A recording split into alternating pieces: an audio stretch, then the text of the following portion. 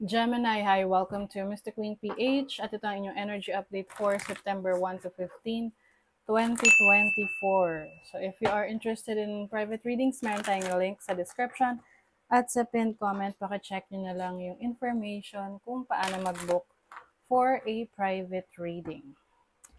Okay, let's see Gemini, what is coming to you? Energy update. First half ng September. Aries act. Okay. Meron kayong iti-take action. Oo. This is also courage, lakas ng loob na finally magsimula na, no? You might also be focusing on taking care of yourself or more on sarili mo, no? Yung mga goals mo sa buhay, gusto mong maisakatuparan na. So it's time for action. Yung mga pinag-iisipan mo, finally gagawin mo na siya. Hindi na siya plano. Execution na, no? You are trying to execute it. Ninth house o exploration. Yung iba, maaring ang plans ninyo is to travel abroad, to work abroad, or mag-aral, or mag-explore ng iba pang mga kaalaman, knowledge, belief system. Kung meron kayong interest, no, na gusto nyo pang i-explore sa buhay nyo. You also have Neptune vision. Yes. Maaari kasi mas determinado kayo ngayon na yung vision ninyo, yung naiisip ninyo na magiging resulta is mangyari, maisakatuparan nyo. Let's say, for example, gusto nyo ng sasakyan. Nabi-visualize nyo na kung ano yung sasakyan na gusto nyo at alam nyo na kung paano nyo makukuha yun. It's time for action. It's time for doing that effort. Siyempre, 'di ba, hindi naman yung maghihintay na lang tayo kung ano yung darating, 'di ba? So ikaw rin talaga yung gagawa ng action. Yung iba, kahit nga pag panalo sa loto, hindi ka naman pwedeng maghintay lang kung kailan ka mananalo sa loto tapos hindi ka naman tumataya.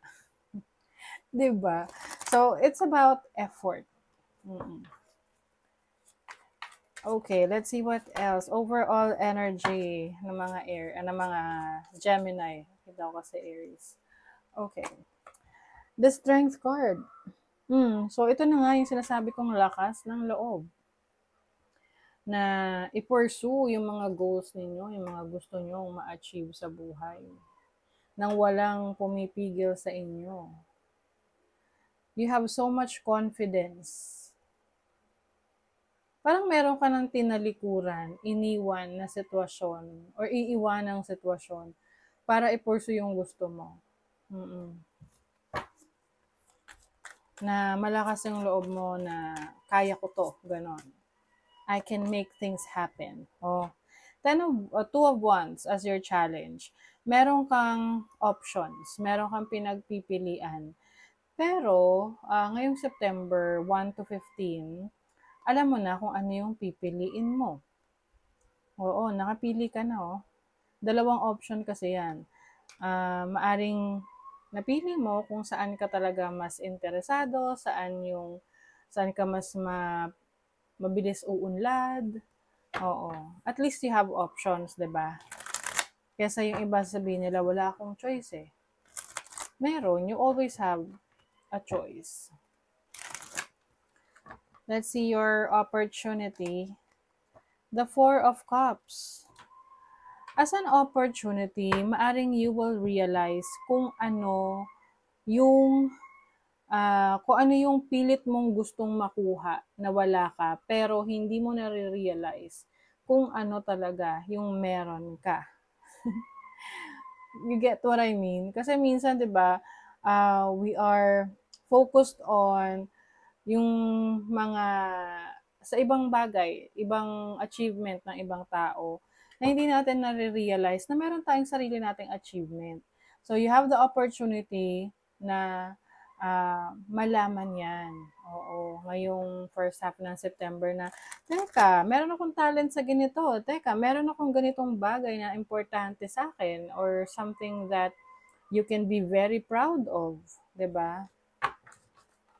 Your blessing. The star. O, meron kang wish fulfillment. Gemini. This is also about healing. So, kung ang wini-wish mo is magkaroon ka ng healing, physically, emotionally, mentally, spiritually, ayan, makukuha mo na yan. And this is also your hopes, your dreams. Make sense, no? Itong energy ng Neptune. So, I think, mas magiging matapang ka na i-explore yung iba mo pang mga gustong subukan. Kasi minsan, 'di ba, meron tayong gustong gawin, pero natatakot tayo kasi akala natin hindi to magiging successful. So, syempre, paano mo malalaman kung magiging successful yun kung hindi mo susubukan? Oo, kailangan lang talaga itatry mo. Doon mo malalaman kung gusto mo talaga na gawin yung isang bagay. Kasi kung wala ka namang ginagawang action, it only means na hindi mo siya ganun kagusto. 'Di ba? Kasi you're not taking action.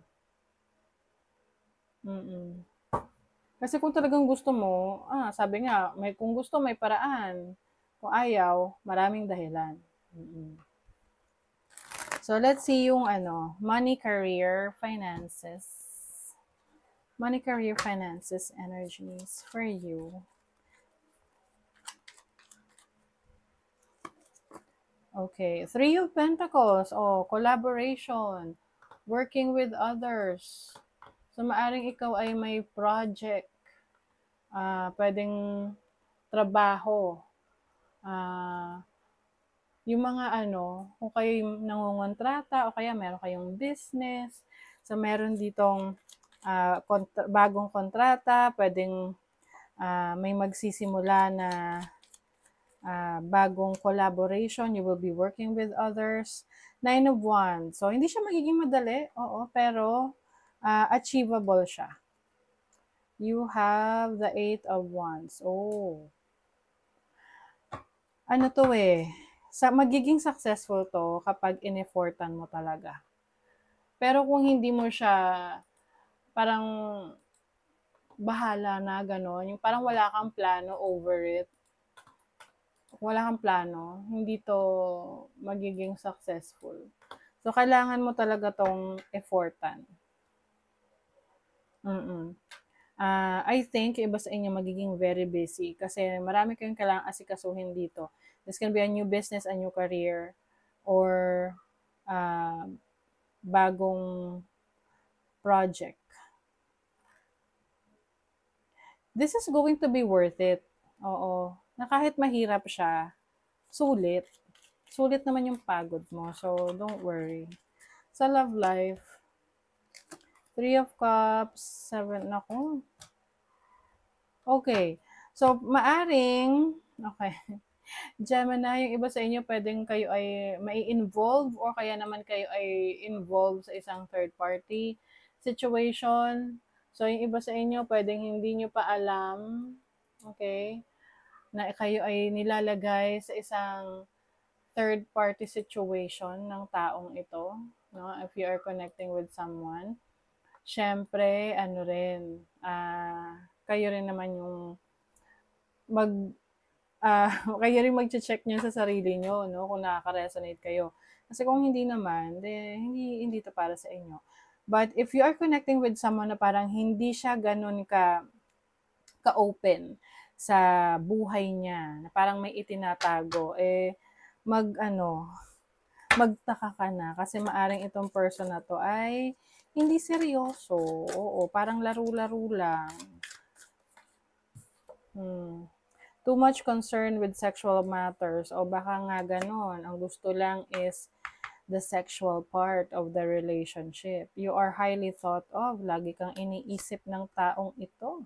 warning you of a problem either now or in the near future. See? So, ayan yung sinasabi ko sa inyo. Baka mamaya ma-fall kayo sa person na ito, tapos eventually, problema pala ang dala niya. A wish is granted. So, ito yung sinasabi ko sa inyong wish fulfillment. Meron kayong wish na matutupad. Oo, tingnan natin kung anong area of life. Saan po tong wish na ito na matutupad? Third house. So, this can be sa learning, communication, or kung meron kayong mga plans ng kapatid mo, like meron kayong business na gustong gawin, so possible no, na yan ay matupad ninyo. Third house is also about expression. So, maaring mas magiging expressive ka sa sarili mo, and third house is also about connection with others. So, pwedeng mas marami kang magiging kaibigan. Oneness is the way. How can you show more compassion and acceptance toward those you don't understand? So, meron kang susubuking maintindihan. This can be a person sa buhay mo or a situation na gusto mong umalis kasi nga hindi mo naiintindihan. Pero I think, pwedeng may magbabago sa perception mo the moment na maintindihan mo na yung sitwasyon. Okay? So that is your reading, Gemini. Thank you so much. Bye!